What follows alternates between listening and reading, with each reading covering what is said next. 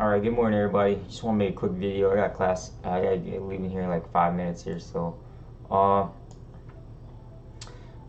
what you guys noticed last night is that USD dropped all the way back to like 111.3. Gold went up all the way to like 13.15, and that's the opening gap of Sunday, for the price. And so, um, oh man, I'll show you guys where I'm at.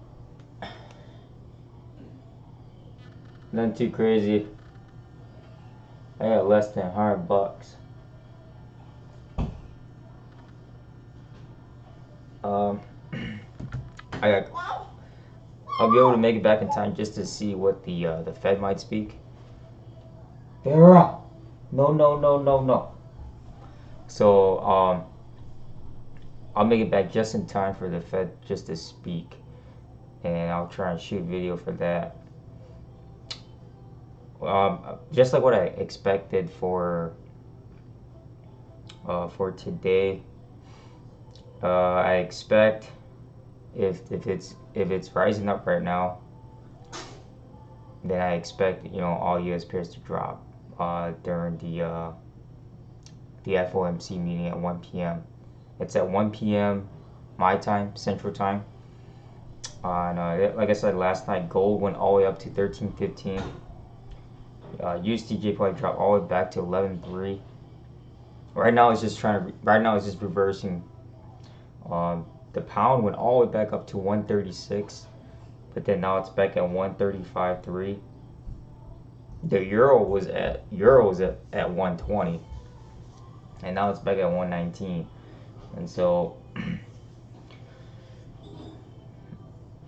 I expect, like I said, I expect the U.S. dollar index, and I expect all the U.S. pairs try to rise up and gain as much momentum before the Fed releases their statements for the balance sheet. If they plan on raising rates, and I know that they're not going to raise. I know for sure they're not going to raise the rates today. If they do, then obviously you know that something's about to happen. So I mean, like I said, anything can go. The biggest thing is when you have a day like this is to be ready. Man, you gotta be ready for, number one, the spikes. The new spikes is gonna be really, really critical. You're talking about some crazy green and red candles going up and down.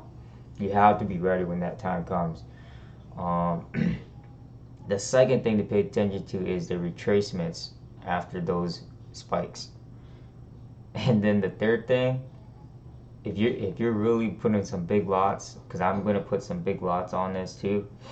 I'll see what I'm gonna, because I'm gonna close out these positions before the Fed speaks. So I want to be able to put one big lot on one trade.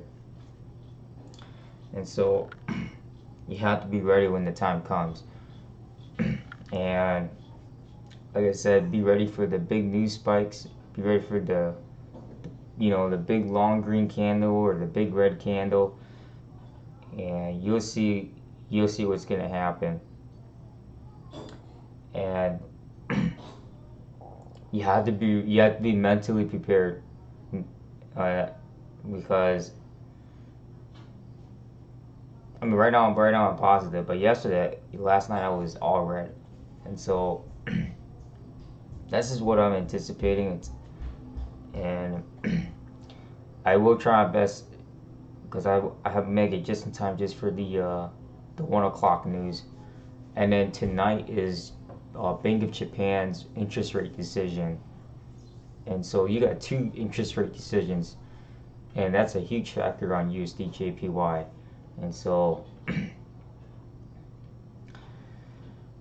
some people are expecting USD/JPY to hit 112.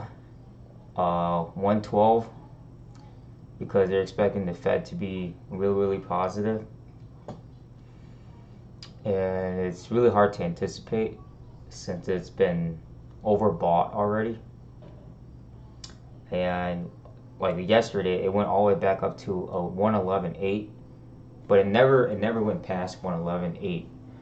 And so I expect for USD JPY to try to hit, at least close to 112. I don't know if it's going to hit 112 before the Fed speaks, and then dropping back to 110.